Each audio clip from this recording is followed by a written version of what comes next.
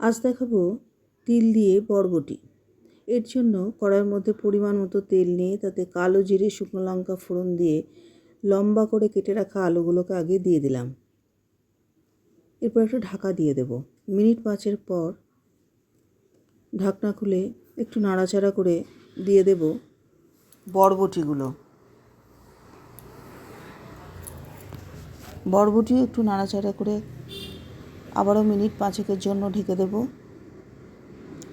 এরপর দিয়ে দিলাম পরিমাণ মতো নুন আর মিষ্টি। এটাও একটু নাড়াচাড়া করে মিনিট 5-7 জন্য ঢেকে দেব। কম আঁচে এটা হবে, খুব একটা জল লাগবে না। দেখুন, এবার দিয়ে দিচ্ছি 2 কাঁচা লঙ্কা চিড়ে, একটু হলুদ আর হাফ কাপেরও কম একটু জল। অর্ধেক সিদ্ধ হয়েই গেছে। এবার আবারও একটু ঢেকে দিলাম। মিনিট 5 পর এবার সম্পূর্ণ সিদ্ধ হয়ে গেছে আলু বরবটি। এর মধ্যে দিয়ে দিচ্ছি বেটে রাখা তিল। খুব বেশি তিল লাগবে না, আমি একটু বেশি করে বেটেছি। এটা একটু চচ্চড়ি টাইপের হবে। এবার এটা শুকনো শুকনো করে নামিয়ে নেব। দেখুন, প্লেটিং করছি।